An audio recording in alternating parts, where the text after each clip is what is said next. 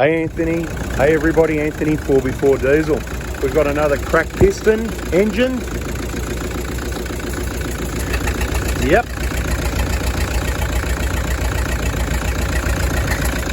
Well, if you can switch it off please mate. That is a cracked piston, that's how it runs. Okay, and that's how we diagnose it. We don't need to pull the engine out, we don't need to pull the head off, we don't need to do major extensive works to diagnose a cracked piston. Okay, let me just quickly explain it to you and then we'll get on with a video of replacing the engine. Yes, there's going to be a whole series of videos with some information. Of course, we haven't got 10 cameras that we can move around a cameraman, call it Big Brother and this, that, but we're going to have a bit of information throughout replacing this engine. So subscribe, turn the bell on if you don't want to miss those. If I put them out in the right order, then they might come out one after the other. It might work out that way. So quite simply, if it's running like that, that's a misfire. You've got an engine with 4 cylinders, 1, 2, 3, 4 injectors, which controls the ignition and the fueling. If it's running like that, it's got a misfire. It could be a dead injector. You can work out which cylinder it is even by unplugging whichever one of those injectors, and whichever one doesn't change, that's the piston that's got a crack in it. Okay, we're not going to worry about which one it is at this stage, I don't think, but then again, we might just do that, so stay tuned. How do we know it's a cracked piston? Well, see that chuff, chuff, chuff, chuff coming out the cap? Well, that's the compression that's meant to be happening in the cylinder, blowing through the hole in the piston into the crankcase and then back out, because the crankcase, remember crankcase ventilation, that's the hose at the top, because what's happening in the airspace of the engine, to put it in simple terms for you, the crankcase is the airspace in the engine, not just where the crank is down the bottom, but the whole engine. So it pushes back to the top, it's going to put some pressure into the intake system, and of course when you take the cap off, it's going to go chuff, chuff, chuff like that. That's how we know 100% it's a cracked piston. Now, we had just yesterday a couple of people make contact by text message and on our Facebook groups, a number of different people, 2 yesterday, that have had engine rebuilds or purchased vehicles with engine rebuilds. Once again, problems. Now, one of them did go to a Toyota dealer. I mean, it's up to them what they do, I guess, but I thought going to a Toyota dealer and getting genuine parts and workshop factory trained technicians and all this sort of talk, that they should probably use genuine parts. And if they use the new genuine long motor that I recommend, they wouldn't be in this situation. People wouldn't be posting this information on our Facebook groups and sending me text messages about it. So we're like the Toyota dealer that's not a Toyota dealer. We use genuine parts and we put everything back together right the way it was, you know, how they did in the factory in Japan, you know, that Toyota feeling. If you want to get the Toyota feeling, keep it or whatever, we're probably the people you might need to listen to until further notice, but stay tuned, because you never know, we might find some Toyota dealers or technicians or people that make contact with us that want to be part of the proper Toyota maintenance and proper genuine Toyota parts replacement program. Okay, so this engine's done a bit over 300,000 Ks. It had the injectors replaced, a bit over 300,000 Ks, I should say. A little bit overdue, maybe some damage done to the piston, maybe some fuel contamination over here. We'll see what comes out of the fuel filter. Who knows, right? So there's a number of causes and contributors. We're not going to go on about it too much. We've already talked about it in our videos, playlists. Check out those playlists if you want more information. Let's get this thing in the workshop and start getting this engine out. Okay, this one's making some interesting noises, but we're going to unplug injectors one by one. Number 1 piston is the one that's cracked. Did you see? Unplugged, made no difference at all whatsoever.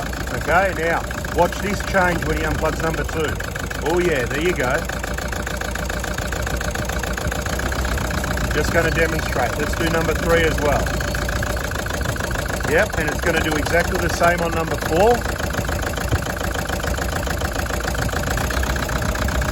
Might as well do number 4 just for fun. Thanks, mate.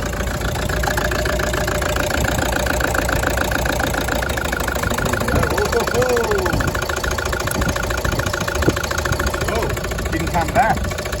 Oh, there's a wire problem. We've got to have a look at that. Wire hanging out the back, no? Alright, plug it in again. There's got to be something going on there. That's weird. Did that change? Well, that's interesting. Let's do number 1 again. No, it's definitely number 1. Would you agree number 4 changed? Number 2 and 3 didn't. Yeah. So maybe there's an issue at number 4 as well. That's what. Oh yeah, it could be an issue with the wiring even, perhaps. Maybe not. Just be careful of it, because you know, people have done the injectors before on this one recently, as I said, a bit late. But this looks like it might have a cracked piston on number 1 and number 4. Okay, noted. That's why we do these things. All right, so at this stage, I haven't figured out why that happened. So you could clearly see when we unplugged number 1, didn't make any difference. Number 2 didn't, number 1 didn't make any difference. Number 2 did, number 3 did, and number 4 did as well, I'm sure. I have to check back in the video. Everyone's pressing rewind now. And then when we plugged it in, it didn't seem to improve again. That's why videos are good, video and things we're doing, because I can look back at it now and try and work out what's going on there. Have a look at this map filter as well. I mean, small things, but this is meant to be over that side, and that little slot there, look, it's meant to be clipped in like that. And this is meant to be over there. So once again, straight away, we haven't even started this job, and all the evidence of the people that have worked on it previously and the substandard job they've done. And you know, we're not here to hang it on them the whole time, but I'll tell you what, aren't they letting us down by creating all this work for us by not doing their job properly? Anyway, I've got to bring this in the workshop and get the engine out. All right, here we go. We got it on the hoist. So we need to remove all the obvious stuff. Bang, trims here, we've already started. Bonnet's got to come off, all this sort of thing. Heaps of work to do, hard to video it all, but we've got to get on with it. All right, so we're on to it. We've got the batteries out, the airbox out. Just pulled the duct off, a few ducts. We're going to cover those up, ragging the turbo. Just working on getting all the wiring loom off around this side. Obviously, fan everything, radiator and everything's got to come out. Disconnecting everything over that side. Heaps of stuff to undo.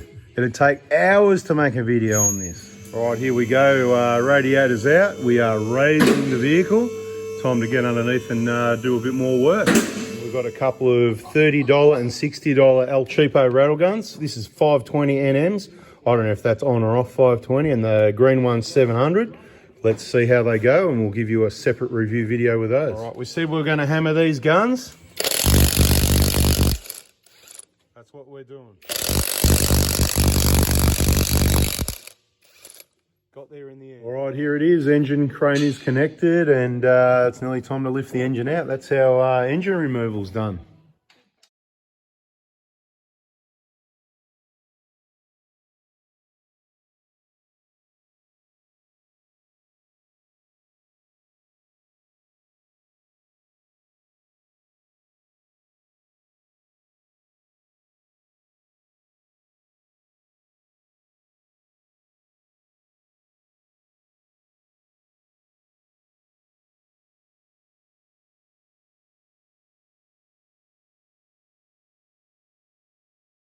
We said we were going to test these guns and give them a good thrashing.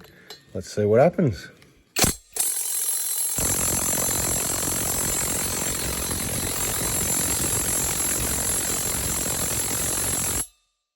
$30, what a waste of time. It's actually putting a bit of, there you go, so it must be doing something. But anyway. Then when you get the bolts off, you take off the, what are we going to call this for the video? Some people call it the ring gear, because it's got a ring around the outside. The drive plate, the, what are we going to call it? The yeah, there's even more. Go and put in the comments all your names for this. Anyway, whatever you want, whatever you want to call it. That's what the starter motor goes on, right? So it's kind of like, that is the ring gear for the starter motor, but we're not taking off the ring gear. We're taking off the, is it a flywheel? It's not really a flywheel, because it's, a flywheel's for a clutch, isn't it, you know? So it's, must be called a drive plate, yeah? Anyway, that's what I reckon that'll do. We're going to need, what is there, something 10 mil to get this off. Come on, give me a break. I thought it would be a good test for $30 worth. You know, brushless technology, look at that. Anyway, they can do a little, undo a little 10 mil bolt with an M6. That's about all. Saying don't bring a kid's toy or something to a man's job. Don't bring a knife to a gunfight. Okay, let's go with the big guns.